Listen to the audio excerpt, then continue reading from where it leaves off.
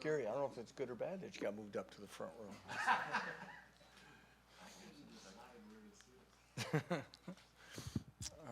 Or maybe I should be nervous, huh? All right, good morning. Obviously, it's game week, and excited to get that thing going. Probably just to follow up briefly on last week's off-field incident. Just follow up on the releases that were sent. Obviously, well, first of all, I'll just say Trevor Wilson is will be suspended indefinitely until there's further progress in what's happening there. As you know, the charges were dropped against Tanaka Scott. He returned to practice today, and he will be suspended for the first game. Just real quickly, definitely disappointed, but disappointed that those young men are in that, put themselves in that situation, but equally disappointed in myself. As a head coach, it's my responsibility, and you put out messages and to put it on young men to make great decisions and wherever it may be and wherever that takes place. So obviously I haven't done enough in my role to prevent those situations, and I'll continue to work to be better. It's game week. It's something that we've been, I told the team the other day is, you think back to, last January. It's really January when you return after the semester, and everybody's excited. They put all those long hours in, all the time in the weight room, all the things we ask, and then you start here in 1st of August, and battle the heat and all the other things you got to go through, the long days, all the preparation, and now you get a chance to, we only get 12 of these. There's other sports, you get 40, 60 other opportunities, play 20 minutes later or something like that. We get 12 of these, and we have to make sure we make the most of them. And so we were off yesterday, practiced Saturday. We're in full pads today, and pleased as we started really in-depth prep. Tennessee Tech, anytime, we look at last year's opener as a battle of the wire.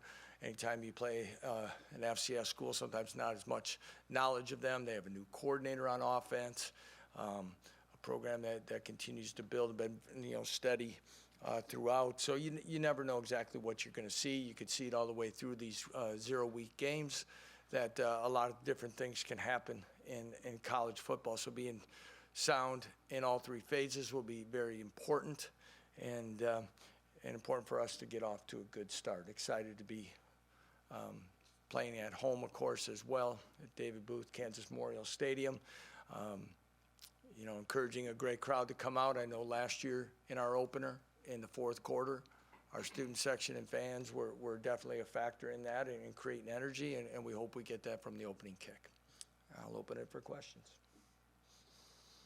Coach, how do you look at the mystery of that first game?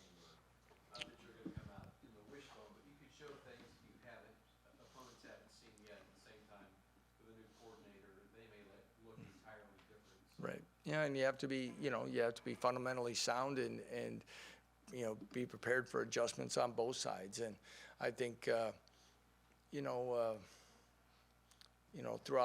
throughout our careers and things, you look at it, being at a Group of 5 school before this, and you get a chance to play Power 5 schools, go into bigger stadiums, much like FCS schools that have a chance. This is their chance to make an impact. I'm sure there's great excitement and energy for them to get their season started, and again to come into a Big 12 stadium in that. I'm sure they're going to be more than ready to play. Lance, you mentioned that Trevor remains suspended indefinitely. What does that look like from your perspective? Yeah, that's about as far as I'm going today on that, okay? He's suspended indefinitely. Indefinitely is indefinitely. I don't want to be short on that. I don't know. Is he allowed to be around the team in any way, or? He's suspended indefinitely right now. Have you talked to him? Yes, I have. What did you say when you talked to him? Okay, I've made my comments on the situation for right now, okay? That's gonna be between us, and there's gonna be certain things that'll stay here, okay? And here, meaning within the building, within our program, okay? What were the messages to the other wide receivers then? It's obviously Trevor's absence shakes things up a little bit. How are those guys handling it? Well, it's the same for anyone, yeah. It's,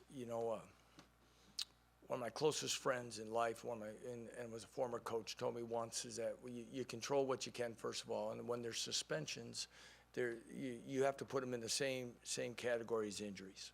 Okay, they're not controlling it. Somebody else is going to get an opportunity to play, solidify themselves, make a mark, and all that. So holistically, as we've talked in here many times, our offensive versatility will have to play its point as well. But I'm very confident in the group that we have there. Guys like Stephen McBride have been out a little bit. Kevin Terry's had a very good camp. Quentin Skinner's, has put himself in a great position. We've talked about Luke Graham. I mean, Lawrence Arnold has proven himself in games. So there's going to be guys that are going to be there, but they were going to be in the rotation anyway, okay? And the guys that aren't right now, we have to move on from and get ourselves ready to go. We talked a little bit about Quentin Skinner last time with the scholarship. What kind of stuff have you seen from him this camp, maybe even in the spring, that envisions a larger role for a guy like him? He's got excellent speed. He's that bigger body target though, but also can run past people. I think what I've seen most in him is his confidence level. That through reps, staying healthy, and just another year of maturity overall. It has put him and I think it fits a lot of different guys that I really hope we see that on Friday night, because we see it more so in this building and on the practice field, that they take that and they're able to play with that kind of confidence in game situations. Last time we talked to you, Armage Reed Adams wasn't available. What's his status looking like for He's this week? practicing. We'll see right now, but he practiced full today, did a little bit on Saturday, so I would expect him to be available. Obviously, they're listed as an or, Armage and Dominic Pooney are. So what do those two kind of look like in terms of the battle, and I guess what are you going to be looking for the guy that's Well, it'll going be to a start? battle all the way across. Some of that, the battle is health. Sometimes the battle is, splitting, and guys are going to get opportunities to play. Got a lot of oars on that two deep, more than we ever have before, because a lot of guys deserve to be on that, and they're going to get opportunities to play. Sometimes an oar is a matter that you don't know if you have one, and so you're going to try to split it. I like where our oars are on the depth chart right now, meaning we have guys that are going to be capable and give us depth and quality production. And just with the offensive line as a whole, we talked to you throughout camp about the depth developing. I guess now that week one, how do you feel about the depth along the offensive You're line? going to make sure I came back to that, right? That's 20 days now, right, or something, right? Yeah, I feel it's progressing yet. Again, I'm probably one that's very impatient in many ways and wants everything to look a certain way at a certain time. Does that mean I like where our pieces are coming together? We have guys now that have been cross-trained in multiple spots. And do we have 10 yet? I don't know, but hopefully as we progress, I think some of the newcomers that are there are learning our system and playing well. One more offensive line, when Kobe Baines joining Yes. the program, what do you feel like he brings to the group, and how did that kind of come about for you guys? Well, another big body that can play guard and tackle. Again, as we've talked about that depth and experience, and James Livingston is a true freshman that's in the two deep. We have Joy Baker as well, but I think it's pretty uncommon that in the Big 12 conference you're going to take true freshmen and expect them, without throwing them to the fire. And this gives us a chance to continue to develop and work with other guys, give us one more body. And And so, and I think he's bringing another sense of physicality to us, but, you know, we also know it was late, but he did get, you know, the waiver cleared to be eligible, and he is eligible to playing games, and we'll see where it takes us, but again, getting into this offensive system, our culture of what we do, there's a lot of things there, so, you know, we have to be realistic as we move along. Coach Kenny Logan has high expectation, a resume. Is there a next level that you're going to push him, that he's going to push himself Yeah. next? Yeah, we talked a lot about Kenny. I think, you know, he's come a long ways, excellent player, helps us in the return game, all those things. I think Kenny would also say that, again, it's you know, big things in consistency and both run and pass. I think he continues to work on it, studying the game. You know, I think today I thought he had a very good day on the field. And then one of the things we talked about last year was, you know, kind of the Monday through Wednesday type things that as the game plan and preparation, and it wasn't bad. It's just a thing, as you say, take another step. And those are things, and he's embraced that. And, you know, all in all, been very pleased with what he's done, and he continues to get better. And that's one of those things. You can be on these lists, and you can have these things happen, but if you get content with those, you're never gonna have the season that you anticipate, you know, if you let that play a part of complacency.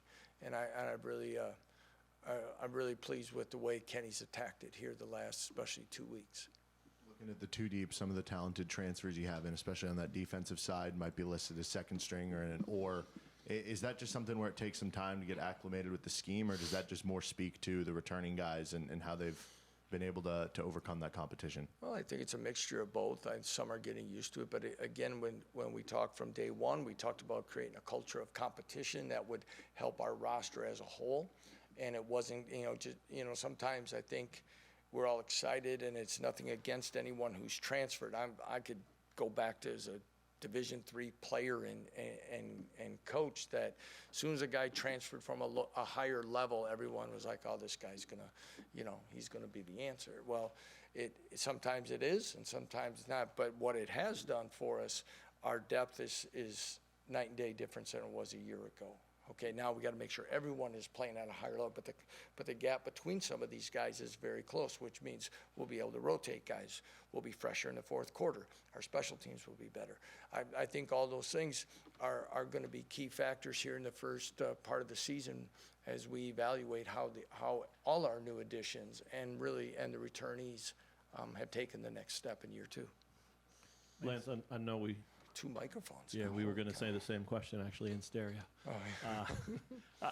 I know we laughed and joked a lot about it with Jalen, and I think what you said very early on in camp was that you expect him to start.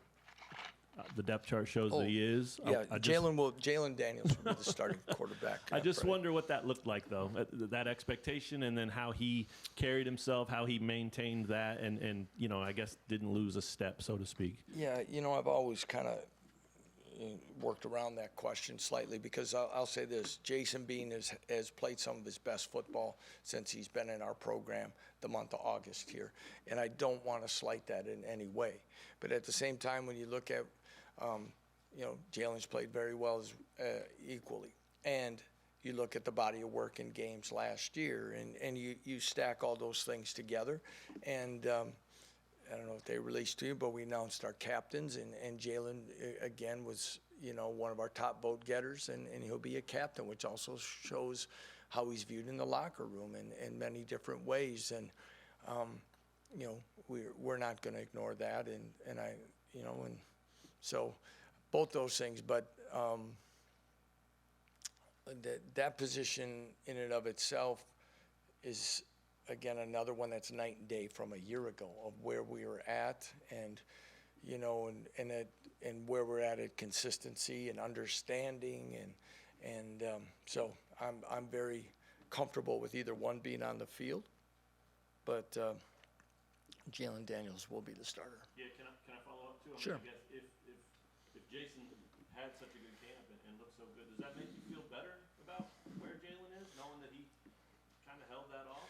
Oh, absolutely. I mean, yeah, and that's what you want. Now, I understand where that can be some days, and that's hard. And that can be hard for a lot of guys to go out there because it's, you pretty much know where it's heading unless something happens unexpectedly. And that's tough to stay locked in and stuff to, but you gotta, we always keep talking to our guys about, getting 1% better, being better, but be the best version of yourself first and control what you can, and then the other stuff will take care of itself. And, I'm like I said, I'm very pleased with Jason being and where he's at, and he's going to help this football team. Lance, you had the announcement this morning about the Graduate Assistant Fund that you were going to establish. Why was that a cause that's important to you, and what do you think the outcome of that will be? Well, it's important to us, my wife Kelly and I, as we thought, first of all, of ways to show our gratitude to our university, and then, to the athletic department and our program. And I think when we looked at some of the things that we, how to do it, you look back at opportunity. And I probably wouldn't be standing here before any of you if it wasn't for the opportunity that Barry Alvarez gave me at the University of Wisconsin to be a graduate assistant and to get in on the ground floor and do those things. So we just thought that was at least one way at this time that we would, and it seemed fitting, and it's something that it's been in the works for a while, and and the announcement was made today. The timing of that, only entering year 2, it seems to show a pretty strong affinity for this university as well. Why was that something that you thought was right now, was the right time? Yeah, it shows, I think, our commitment, our appreciation, the need to show that we're going to need a lot from everybody, and you gotta do it yourself sometimes. But we've tried to do certain things at each stop because we think it's important. Timing of 1 year, that didn't play really a part of our thought process at all, and so we're just happy we could do it. Obviously, heading into week 1, winning is the top priority. But for you on Saturday, what are the things you'll be looking forward to whenever you leave here to say, all right, this was a successful game? Well, execution, how, in so many different ways, taking those consistent steps in performance and execution and all the little things that we look at throughout the game as we went through, kind of picking up where you left off, and, which isn't fair when you haven't played in that many months, but a lot of those things in the next step of handling our business, playing fundamentally sound, assignment sound, all those things that we ask and work on continually. Handling, any game against anybody, there's going to be changes in momentum. How do we handle those things? Something doesn't go right. How are we going to handle it? Because we've seen times where we've handled it really well, and we've seen times where we let things snowball. So we got to be able to work through those things. That's going to be very important. Obviously, we have some new coaches and people working in some different spots. We're going to do it in a game situation. We got to make sure that is communication from press box to field, all that kind of stuff. So we work on it now, but we've got to make sure it shows itself on Friday night. I asked about Amage earlier, but in general, do you guys leave camp pretty healthy going into the season? As of now, yes. Yeah, and we hopefully, pretty much in pretty good shape there. You talk about doing the load management stuff with those players. How do you feel like they've kind of reacted to maybe getting back in the swing of things with week 1 ahead? I thought so, pretty good. It was pretty humid out there today, so it's a little bit, I'll get those numbers, but we'll be smart as we go through, and we're a morning practice team, play Friday night, so Thursday's a walkthrough, practice Wednesday. We'll be over 48 hours again. I think, I thought we really came later last week. I could see the legs coming back and things, and I was excited about how we were moving around. I know last year there was a lot of talk about, as the season was going, because you guys took over so late, that a lot of times the game week practices kind of became partially an evaluation tool as well. Is that a lot different this year in week one than it was last year? Yeah, I would say so. I think it's different. I think we'll start evolving more to, it'll be more, I say competitive, which what we're striving for, that, you know, we play on Saturdays, that Tuesdays and Wednesdays are gonna be competitive, and I better be locked in and need to practice well, or some of those oars may go the other direction and other things are gonna happen, and I think that's how, I think that's one of the small parts of building a program. Jalen's a captain. Who are the other captains, and was that a you decision or a team decision? That was a team decision. The players voted. Jalen Daniels, Sam Burt, Rich Miller, Mike Nowitzki will be our 4 captains.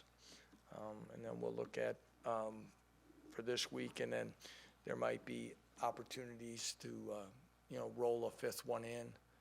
Only 4 go out for the coin toss, but again, our leadership of consistency across the board and guys who were voted, I think our players are understanding it better, what's needed, what's asked of them to be in that type of role, and I think the votes really were very impressive on how that turned out and how they viewed it. All right, thank you.